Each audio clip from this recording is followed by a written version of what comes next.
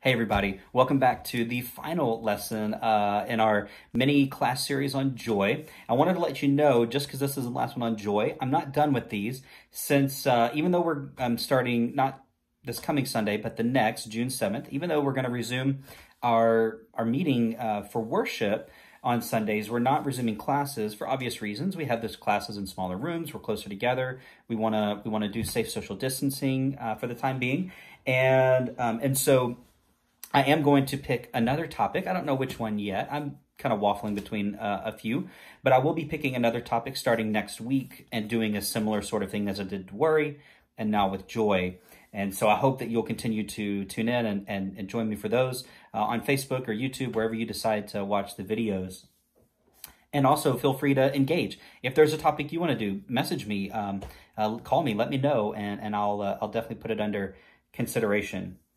For today, though, I want to look at Galatians 5, verses 22 and 23. Now, like all the other passages, my guess is this one's going to be very familiar with you as well. And because in Galatians 5, Paul gives us the fruit of the Spirit. And of course, joy is one of those. Let's read it, and then let's talk about where joy fits in. The word of the Lord from Paul's letter to the Galatians. But the Holy Spirit produces this kind of fruit in our lives: love, joy, peace, patience, kindness, goodness, faithfulness, gentleness, and self-control. There is no law against these things.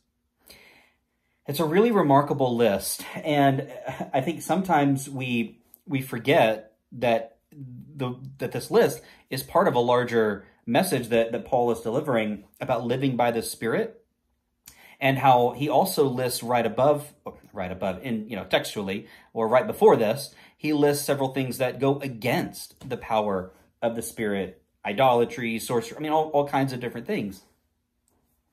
And then he says the Spirit produces this sort of fruit. Now, some of you like fruit. I like fruit. My kids love fruit. Oh my word, they eat fruit all the time. In fact, it doesn't matter if they need a snack. Our first response is, go get some fruit. Go get some grapes. Go get an apple. Go get a banana, whatever. Get some fruit. That's the first thing you need to go for. Well, what is fruit? Fruit is cultivated. Right? Fruit doesn't just happen necessarily. It can grow in the wild, but to get the most fruit that you can, to get the best produce, the best production out of that grapevine that you can, or out of that orange tree that you can, or whatever, you've got to nurture it. You've got to cultivate it. You've got to help it along to produce the most that it can. The fruit of the Spirit is the same way. The fruit of the Spirit doesn't just happen because we want it to happen. Joy, love, peace, all these different fruits, they don't happen just because we want them to happen. Hey, God, I'd love to have some fruit of the Spirit in my life. It doesn't happen that way. It happens because you intentionally cultivate that sort of life in you, that sort of joyful existence in you. That takes work. It takes hard work, and it's not easy. In fact, it's very, very challenging at times, because we are hit by so much in our world that having joy is very difficult at times. But if we learn to cultivate it, the amazing way that Paul ends this little passage that we just read is that there is no law against these things. In other words, those things that he listed before, the fruit of the Spirit, the idolatry, sorcery, there are laws against those. If you go back to the Old Testament, and of course by law, Paul is talking about the law of the Old Testament, the Old Covenant, under which he grew up. If you go back and you read those, there are laws against idolatry. In the Ten Commandments, you shall not make idols. It's right there, front and center. There are laws against sorcery and against jealousy and sexual immorality, all these other things. But is there a law against joy? Well, no, of course not. Is there a law against love? No, of course not. Is there a law against peace? No, of course not. That's what Paul, he's just stating very practically, against these, there is no sort of law. In other words, you are free to do these as much as you want. You are free to have as much peace as you want. If you think you've got enough peace, go and try for some more. If you think you've got enough self-control, bam, ratchet it up some more. If you think you have enough joy, there's always more to be gained. There is no law against these things.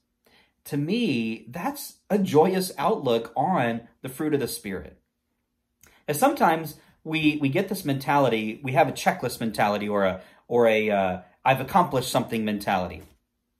And so, you know what? I'm really good at patience now. Whew.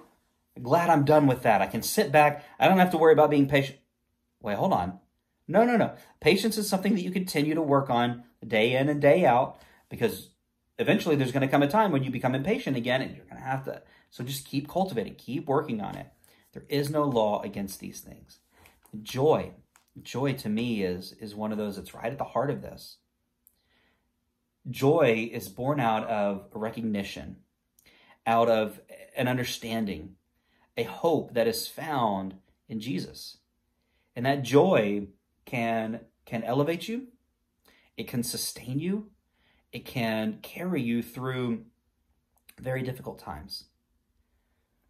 It isn't complete yet. Our joy isn't complete. The joy of Jesus isn't complete until he returns again and sets everything right the way that it's supposed to be. But for now, his joy can sustain us through the hard times. So my prayer, my hope, my concern is that we look at and respond to joy in that way. So, that's really what I have today. I hope that this look at joy over the last 7 lessons, something like that, 8 lessons, I don't remember exactly how many I've done, but I hope that however many I've done, I hope that the look at joy has been a blessing, been beneficial to you, and that you've gotten something out of it. Again, if you have a suggestion, an idea of what to do next, let me know. I'm all ears. Until then, I'll be back on Sunday with the sermon. I hope that you all have a wonderful, wonderful weekend. Take care, and I will see you very soon.